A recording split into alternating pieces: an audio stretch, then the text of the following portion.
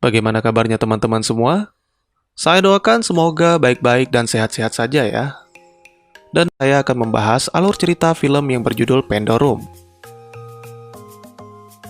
Pandorum adalah film horor fiksi ilmiah Inggris-Jerman tahun 2009 yang disutradarai oleh Christian Alford dan diproduksi oleh Robert Kolzer, Jeremy Bolt, dan Paul W. S. Anderson. Pasti sudah tidak asing lagi kan dengan nama Paul W. S. Anderson? Beliau adalah sutradara film Event Horizon. Buat yang belum nonton, silakan berkunjung di link yang saya sertakan di pojok kanan atas. Film Pandorum ini dibintangi oleh Dennis Quaid sebagai Peyton, Ben Foster sebagai Bauer, Antje Trauw sebagai Nadia, dan Cam Gigandet sebagai Gello. Baik daripada berlama-lama, mari kita langsung saja ke ceritanya. Film dimulai dengan sebuah scene yang menjelaskan tentang peradaban umat manusia dari tahun ke tahun. Dengan jumlah populasi yang terus meningkat, menyebabkan persediaan sumber daya alam berupa makanan dan minuman mulai menipis. Hal ini menyebabkan manusia harus menemukan planet lain yang layak huni untuk dijadikan tempat tinggal yang baru.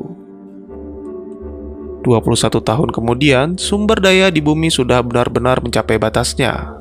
Dan akhirnya, manusia meluncurkan kapal antariksa bernama Elysium untuk menuju ke planet Thenis. Seorang pria terbangun dari hypersleep. Dia sama sekali tidak ingat apa-apa. Bahkan dia mengetahui namanya dari tulisan di tabung hypersleep-nya, yaitu Bauer. Lalu dia mencoba membersihkan diri dan menemukan sebuah tulisan di lokernya tentang hypersleep. Di sana dijelaskan, jika terjadi hilang ingatan ringan, itu adalah efek samping karena hypersleep yang terlalu lama. Lalu Bauer menemukan tabung lain yang masih dalam mode hypersleep. Jika dilihat dari tulisan nama di tabung itu, orang yang berada di dalamnya merupakan salah satu pimpinan kapal antariksa. Orang itu bernama Letnan Peyton. Tiba-tiba terjadi lonjakan tegangan listrik. Secara otomatis, tombol untuk membangunkan pada tabung Peyton berfungsi. Akhirnya Letnan Peyton pun berhasil keluar dari tabungnya. Tetapi sangat disayangkan, sang letnan juga tidak mengingat apa-apa. Kemungkinan dia juga tertidur sangat lama. Yang diingatnya adalah kapal Elysium, tetapi dia tidak ingat tentang misi dan tujuan. Peyton mencoba menggunakan tenaga listrik darurat untuk menghubungi awak kapal yang lain. Tetapi sama sekali tidak ada jawaban. Dikarenakan mereka tidak punya jalan keluar, Bauer memutuskan untuk memeriksa ventilasi dan mencari jalan untuk membuka pintu dari luar. Lonjakan listrik terjadi secara terus-menerus. Bauer menjelaskan bahwa reaktor mencoba untuk kembali mengalirkan daya dan menyalakan kelistrikan di kapal. Bauer sendiri merasa bingung dengan pernyataan-pernyataan tentang reaktor dan mesin kapal yang muncul begitu saja di benaknya. Sepertinya Bauer adalah seorang teknisi kapal, dan secara perlahan ingatannya sudah mulai kembali. Akhirnya Bauer melanjutkan pencarian jalan keluar, yang tanpa dia sadari dia sudah berada di ujung ventilasi yang membuatnya terjatuh. Kemudian, Bauer mencoba membuka pengait pintu ventilasi dan dia berhasil keluar. Lalu Bauer menemukan seorang wanita yang sedang membongkar loker kapal. Wanita itu pun melarikan diri hingga akhirnya terpojok. Bauer mengajukan beberapa pertanyaan, tetapi dia tidak mendapatkan jawaban apa-apa. Ternyata yang dilihatnya hanya mayat yang separuh tubuhnya telah hancur tergantung di sana. Sebuah serangan telak mengarah ke wajah Bauer. Menyusul serangan pada bagian kaki yang membuat Bauer tidak bisa bangkit lagi. Jika dilihat sepertinya wanita tersebut mahir dalam bela diri. Ketika wanita itu mencoba merampas sepatu Bauer, tiba-tiba muncul cahaya dari kejauhan. Wanita itu pun pergi meninggalkan Bauer dan menyadari dirinya dalam bahaya. Bauer memutuskan untuk melarikan diri dan bersembunyi. Makhluk itu pun tiba dan sepertinya sedang mengendus bau. Tanpa pikir panjang, Bauer bersembunyi di salah satu loker. Persembunyian Bauer nyaris terbongkar akibat Peyton menghubunginya lewat radio. Beruntung makhluk itu menemukan mayat Cooper dan akhirnya Bauer pun selamat. Kemudian Bauer mencoba melaporkan kejadian ini kepada Peyton. bahwa ada sekelompok makhluk buas yang mencoba menyerangnya, dan Bauer yakin mereka bukanlah manusia. Lalu Bauer menyarankan agar mereka mencari jalan keluar dari kapal dan meminta bantuan untuk kembali ke bumi. Tetapi Peyton menjelaskan bahwa kapal Elysium bukanlah kapal peneliti. Kapal ini merupakan kapal pengangkut yang hanya bisa melakukan perjalanan satu arah, yaitu ke planet Tenis.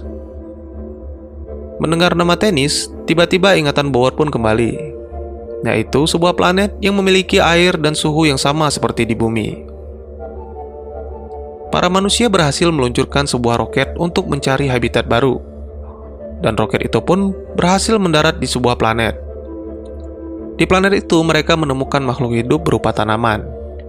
Ini sebuah pertanda bahwa kemungkinan besar manusia bisa pindah ke Tenis dan memulai kehidupan baru.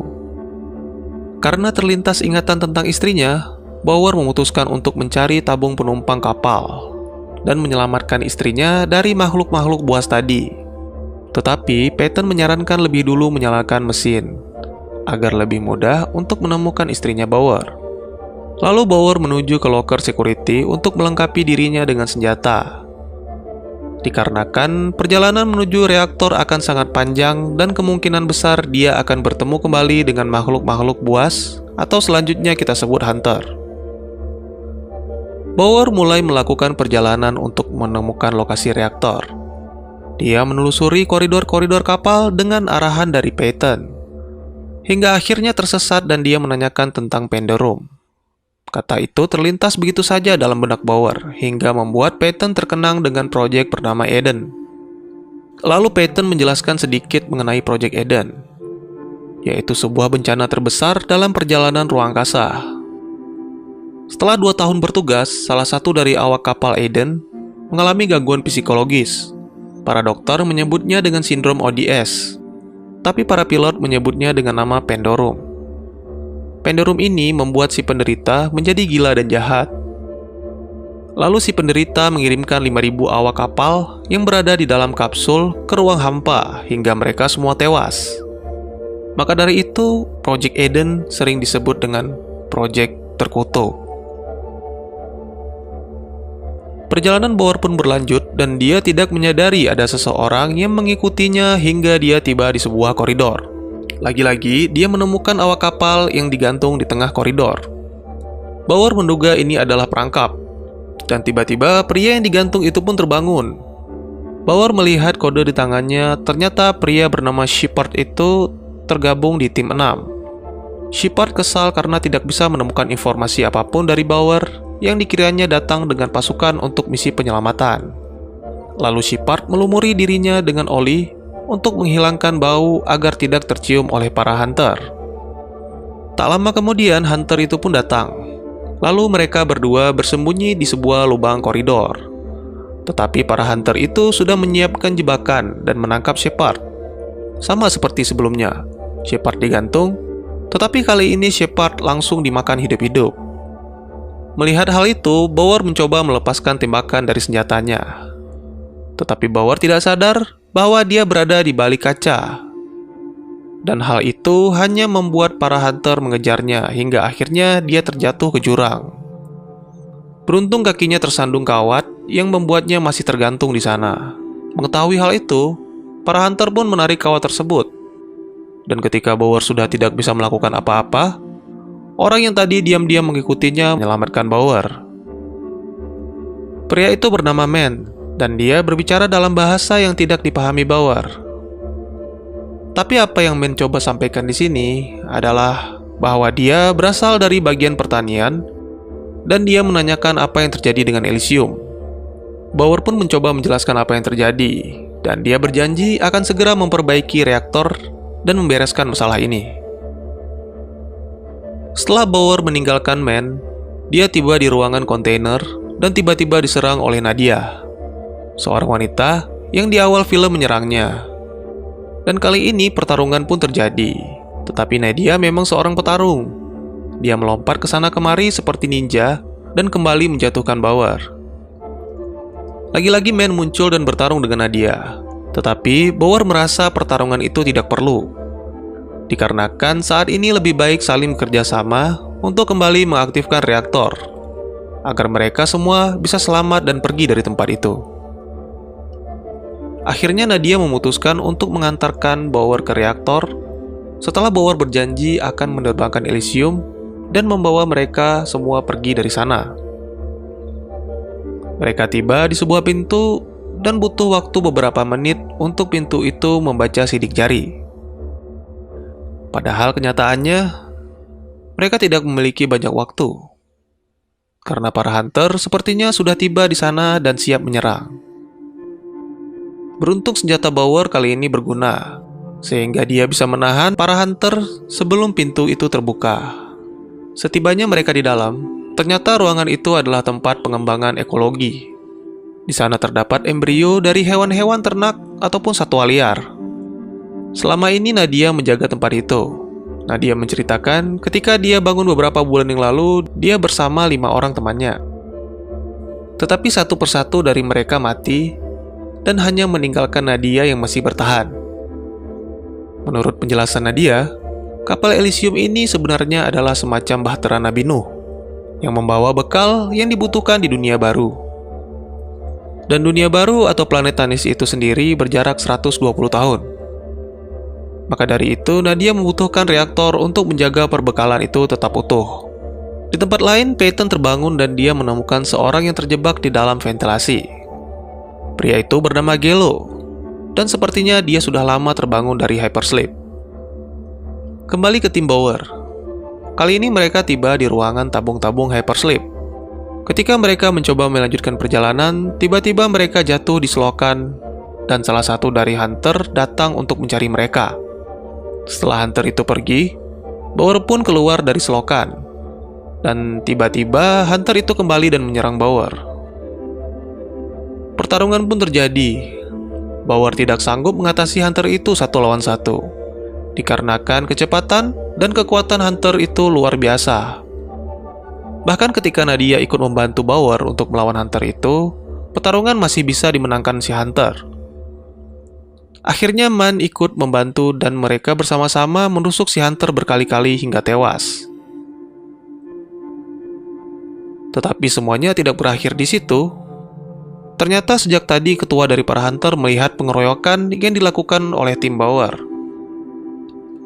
Tanpa menunggu berlama-lama, sang ketua mengerahkan pasukannya untuk melakukan penyerangan. Dan hal yang tidak disangka-sangka, mereka juga memakan daging dari jenisnya sendiri. Bauer dan anggotanya terus berlari dari kejaran para hunter. Hingga akhirnya tiba-tiba sebuah tabung hypersleep terbuka, dan seorang pria yang berada di dalam tabung itu pun dimakan hidup-hidup. Selagi para hunter teralihkan, tim Bauer pun segera meninggalkan ruangan itu. Di tempat lain, Peyton masih mencoba menghubungi Bauer yang sejak tadi hilang kontak. Lalu dia mencoba memeriksa keadaan Gelo yang hanya terdiam di sudut ruangan. Peyton menemukan kode terbang nomor 4, yang menandakan Gelo berasal dari tim 4 yang seharusnya sudah terbangun sejak lama dan mengetahui apa yang terjadi. Gelo pun tersadar dan dia menjelaskan bahwa 2 rekannya yang sama-sama berada di tim 4 mengalami pendorum dan berusaha untuk membunuhnya. Akhirnya, karena niat membela diri, Gelo pun terpaksa membunuh kedua rekannya. Kita kembali ke tim Bauer. Mereka tiba di sebuah tempat di mana ada seorang bernama Lilen dan mengaku bekerja sebagai koki di Elysium. Lilen sudah terbangun lebih lama dari tim Bauer. Dan dia juga mengetahui lokasi reaktor. Sambil berbincang-bincang, Lilen pun menyiapkan makanan untuk mereka. Lalu Bauer mencoba untuk membahas tentang hunter. Menurut Nadia, para hunter itu sebenarnya adalah manusia yang bermutasi dikarenakan oleh akselerator berupa enzim sintetis dalam infus mereka. Akselerator ini berfungsi untuk memudahkan manusia beradaptasi di planet baru yaitu Tanis. Tetapi karena mereka tidak pernah sampai ke Tanis, maka sebagai gantinya mereka beradaptasi dengan lingkungan kapal. Dan akselerator ini hanya berpengaruh bagi orang-orang yang tidak dalam keadaan hypersleep. Lilen yang mendengar hal itu mencoba menjelaskan apa yang sebenarnya terjadi di Elysium. Kembali ke ruang kendali, Peyton mencoba menyiapkan suntikan obat penenang untuk Gelo.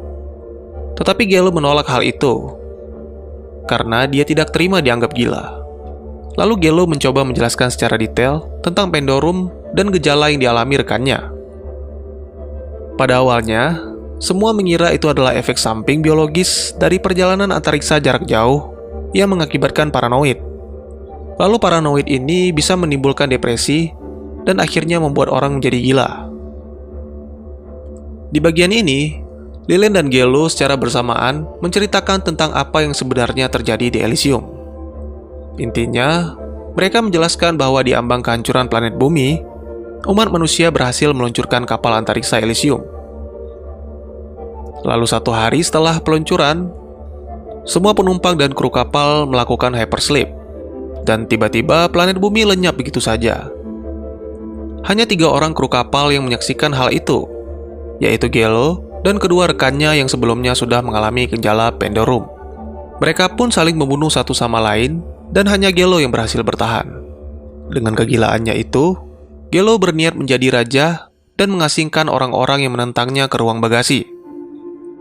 Lalu dia membiarkan orang-orang itu menjadi Pandorum dan kelaparan, hingga terjadi kanibalisme. Setelah puas dengan permainan kecilnya, Gelo memutuskan untuk melakukan hypersleep dan melanjutkan hidup di dunia baru. Tetapi selagi sang raja tidur, para manusia kanibal pun bermutasi hingga menjadi seperti sekarang. Selagi tim Bauer mendengar cerita Lillian, muncul gas dari sekitar ruangan dan membuat mereka tertidur. Beberapa waktu kemudian, Bauer dan teman-temannya pun terbangun dalam keadaan tergantung. Ternyata Lillian hendak memakan mereka, dan begitulah cara Lillian bertahan hidup selama ini. Dalam keadaan terdesak, Bauer mencoba bernegosiasi karena dia yakin bisa menyelamatkan Elysium dan para penumpangnya. Tapi Bauer menegaskan, jika ingin menyelamatkan diri, mereka hanya memiliki waktu kurang dari 1 jam. Karena selama ini, reaktor mencoba merestart sistem kelistrikan kapal agar bisa menyalurkan daya, dan jika telah mencapai batasnya, reaktor akan berhenti dan seluruh kelistrikan mati. Akhirnya Lillian pun melepaskan mereka dan meminjamkan radionya ke Bauer untuk menghubungi Peyton. Bauer melaporkan lokasinya dan meminta bantuan Peyton mengakses memory bank. Lalu Peyton mendapatkan informasi bahwa waktu yang tersisa hanya 47 menit sebelum reaktor benar-benar mati. Akhirnya, dengan bantuan dari Peyton, tim Bauer beserta Lillian melanjutkan misinya menuju ke reaktor. Di tempat lain, Peyton yang sedang mencoba mempersiapkan kelistrikan terus diprovokasi oleh Gelo. Dia menuduh bahwa Bauer akan mengaktifkan reaktor sebagai peledak dan memusnahkan seluruh kapal. Lalu dia menyarankan agar meluncurkan semua tabung-tabung hypersleep demi menyelamatkan para penumpang. Karena terus memprovokasi dan mengoceh hal-hal yang tidak jelas, Peyton terpaksa mengurung Gelo di tabung hypersleep. Setelah melanjutkan perjalanan, akhirnya mereka tiba di ruangan reaktor. Tetapi sudah pasti semua tidak akan semudah itu. Ternyata ruangan itu adalah tempat para hunter tidur, dan mereka harus menyeberangi jembatan untuk mencapai reaktor itu. Tiba-tiba jembatan itu patah dan menyebabkan Bauer jatuh. Beruntung, dia tidak jatuh langsung ke tumpukan para hunter. Tetapi mau tidak mau, dia harus membaur dengan para hunter untuk menuju ke reaktor menggunakan tangga. Tanpa disengaja, Lillian menjatuhkan senter dan membuat para hunter bangun. Bauer pun bergegas untuk menaiki tangga dan menuju ke reaktor. Lalu Man mencoba mengalihkan perhatian para hunter agar Bauer bisa mengaktifkan kembali reaktor. Dan akhirnya, di saat waktu hanya tersisa 3 detik, reaktor itu pun berhasil diaktifkan dan memusnahkan para hunter di sekitar reaktor. Man yang mengalihkan perhatian para hunter ditantang untuk 1 lawan 1 oleh salah satu petarung hunter. Secara teknik bertarung, Man memang lebih unggul, tapi hunter itu seolah kebal. Walaupun terkena tusukan, dia masih bisa bertarung hingga menggigit perut Man. Akhirnya, hunter itu pun mati setelah beberapa kali menerima tusukan di bagian leher. Lalu tiba-tiba Man kembali bertemu dengan hunter kecil yang sebelumnya hendak dibunuh olehnya. Tetapi kali ini Man tertipu karena merasa iba. Akhirnya, si kecil itu pun mengiris leher Man hingga tewas. Pintu-pintu koridor telah terbuka. Bauer, Nadia, dan juga Lillian bergegas menuju ke ruang kendali di mana Peyton berada. Tetapi mereka tidak sendiri. Beberapa hunter yang berhasil selamat dari reaktor juga mengejar mereka. Dengan licik, Lillian meninggalkan Bauer dan Nadia. Di ruang kendali, setelah Peyton berhasil membuka semua pintu koridor, tiba-tiba dia melihat Gelo sudah meloloskan diri dari tabung hypersleep. Dan mereka bertarung hingga akhirnya tubuh mereka menyatu. Ternyata Gelo yang selama ini memprovokasi Peyton adalah pikiran jahatnya Peyton yang telah terkena Pandorum. Lillian pun tiba di ruang kendali dan mencoba menjelaskan apa yang terjadi kepada Peyton. Tanpa mendengar penjelasan apapun, Peyton langsung menembak mata Lillian dengan jarum suntik. Bauer dan Nadia yang sebelumnya terjebak berhasil lolos dengan membuka pintu koridor secara manual. Akhirnya mereka tiba di ruang kendali dengan selamat. Bauer langsung menuju ke ruang pilot untuk mencari Peyton. Dan setelah bertemu Peyton di ruang pilot, Peyton menjelaskan bahwa dia sebenarnya adalah Kopral Gelo. Lalu Gelo membuka penutup ruang pilot untuk menunjukkan di mana lokasi mereka saat ini. Setelah mendengarkan penjelasan Gelo tentang kebebasan dan kemerdekaan, Pandorum kembali menyerang Bauer. Mengetahui Bauer mengalami gejala Pandorum, Gelo terus-menerus memprovokasinya. Hingga akhirnya Bauer berniat mencabut lidah Gelo untuk membuatnya diam. Tetapi tiba-tiba mereka melihat beberapa makhluk hidup melintas di atas kapal. Yang berarti Elysium telah tiba di planet Tanis. Angka pada komputer pun menunjukkan bahwa mereka telah berada di sana selama 923 tahun. Kurang lebih hampir 1 milenium lamanya. Gelo pun bangkit dan menyerang Bauer, hingga akhirnya Bauer kembali mengalami Pandorum. Pertarungan dilanjutkan oleh Nadia, tetapi sepertinya Nadia terlalu lelah untuk bertarung. Dan akhirnya, ketika di saat terakhir Nadia hendak dibunuh, Bauer menembakkan lasernya ke bagian mesin kendali dan membuat penutupnya terpental hingga memecahkan kaca ruang pilot. Seketika Bauer pun tersadar dan segera membawa Nadia ke ruang bawah, dikarenakan air akan segera masuk dan memenuhi ruangan itu. Di ruangan bawah, mereka masuk ke dalam tabung hypersleep dan meluncurkannya untuk menyelamatkan diri. Film ditutup dengan adegan di mana akhirnya mereka tiba di permukaan dengan selamat dan bernafas tanpa menggunakan tabung oksigen. Karena sistem Elysium telah aktif dan mendeteksi lokasinya saat ini, maka secara otomatis seluruh tabung-tabung hypersleep para penumpang pun diluncurkan. Kurang lebih ada sekitar 1.200 manusia yang akan menjadi populasi pertama di planet Tanis. Dan tamat. Menurut saya, film ini mirip dengan film Event Horizon. Mungkin sudah menjadi ciri khas dari Paul W.S. Anderson yang menceritakan tentang paranoid atau kegilaan di luar angkasa. Sedikit penjelasan dari saya, Pandorum tidak ada hubungannya dengan mutasi para hunter. Pandorum hanya menyerang pikiran manusia. Sedangkan mutasi para hunter terjadi karena enzim yang disuntikkan saat penumpang sedang melakukan hypersleep. Enzim ini berfungsi untuk memudahkan manusia beradaptasi dengan lingkungan sekitarnya. Karena pengaruh dari lingkungan kanibal di dalam kapal, manusia pun bermutasi menjadi hunter. Hal ini menjadi salah satu alasan Gelo untuk melakukan hypersleep, selain memperpanjang umurnya hingga tiba di dunia baru. Terima kasih untuk teman-teman yang sudah menonton video ini. Dan saya harap kalian semua bisa terhibur. Bagi teman-teman yang punya teori tentang film ini, ataupun ingin berdiskusi, ataupun mungkin juga teman-teman punya referensi film lain untuk kita review, silakan tuliskan di kolom komentar. Insya Allah, pasti akan saya baca. Baik, sekian dulu videonya dan dukung terus channel ini dengan cara share, like, dan subscribe. Karena dukungan kalian sangat berharga bagi saya demi perkembangan channel ini.